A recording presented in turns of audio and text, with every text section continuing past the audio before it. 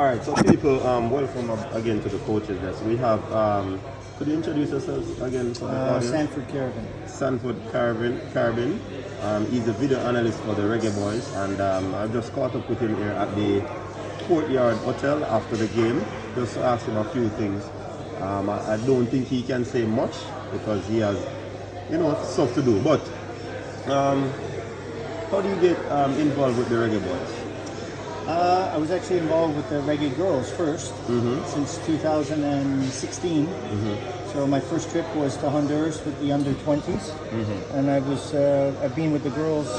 Well, since then, I was at the World Cup with the girls, and during the time between when we qualified for the World Cup and went to the World Cup, we came to Jamaica and did a bit of a tour around the country, if you remember. Yeah.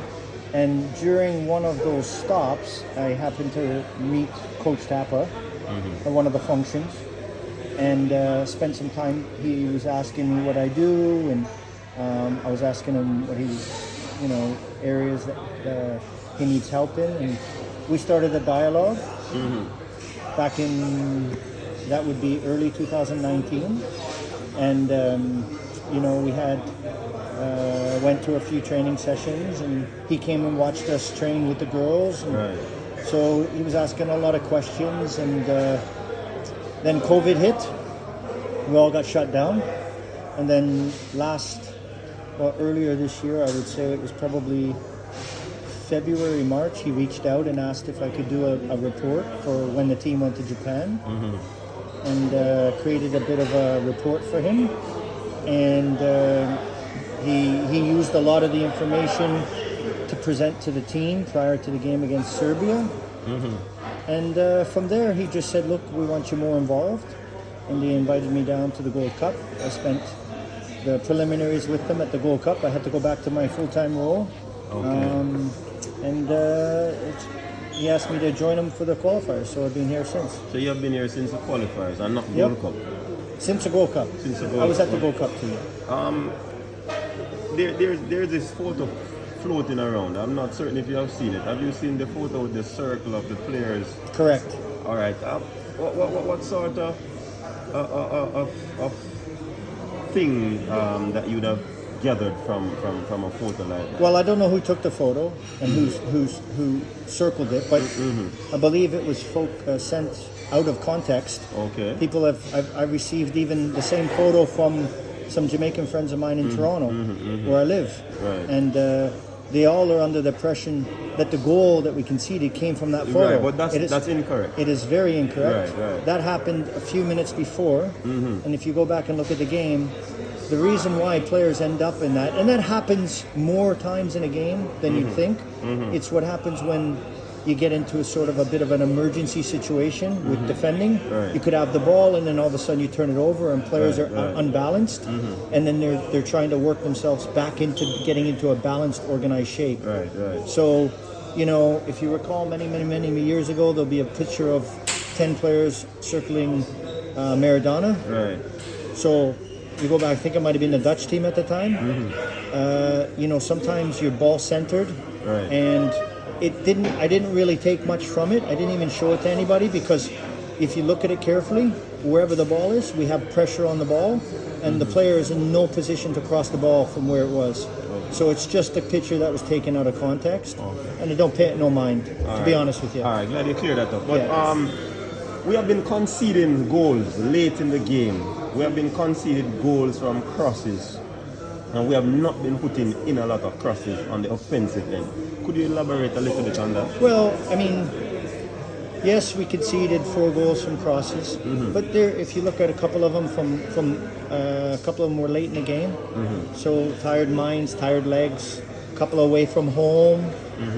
So it's difficult. Yeah, sometimes the player's ability to close down a cross is affected by the conditions in which the game brings and the lateness of the game. Right. So, you saw tonight, we never conceded. I think we might have given up less than 5 crosses all game. Yeah, it was a part of our game plan tonight to deny crosses into the box, and I think the players executed it really well. So, I don't. It's not. It's not a problem that I think is recurring at the team. Okay. It's just that there were some one-off unlucky circumstances, but these things happen. But coach, in terms of this that would have been highlighted, in terms of the lapse in the latter part of the game, what have been done by the coaching staff to enable players to concentrate, or is it that they can't do anything? No, it's all it is just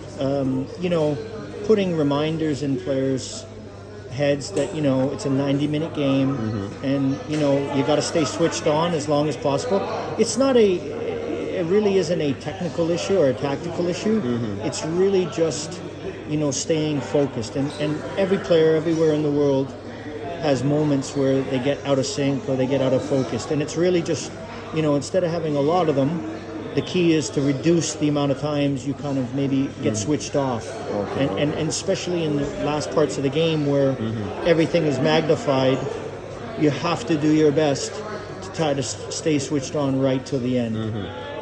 Finally, because I know you have to go, in terms of the head coach, a lot of fans have been calling for him to leave the team, and he doesn't have the acumen in terms of leading the team forward, because there has not been any new life into the team. What are your thoughts on what this comment that is going around?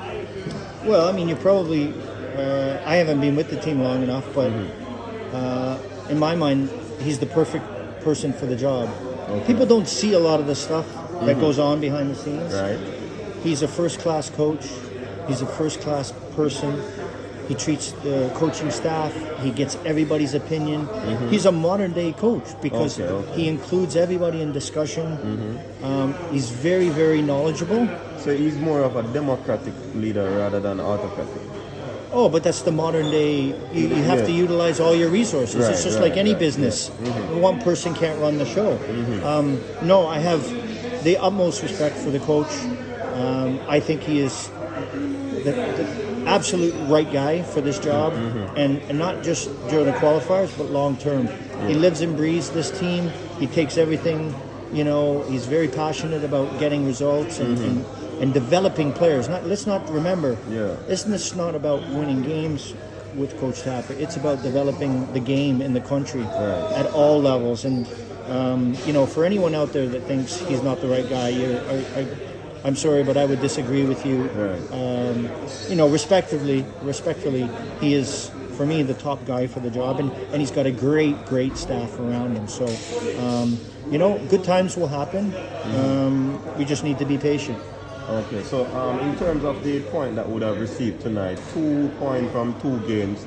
We are currently on 8 points, 7 points rather.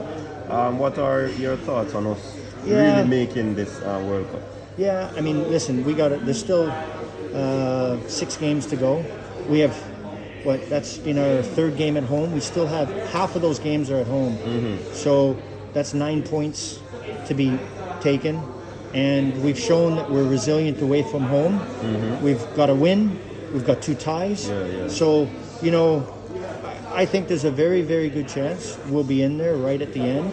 And I think that's all anybody wants is a chance at the end. So. All right, absolutely. So, do you wish to shout out any other fans before you close out this interview? I just thank everybody who came out tonight. I thought the crowd, although it wasn't a full house, they were very loud.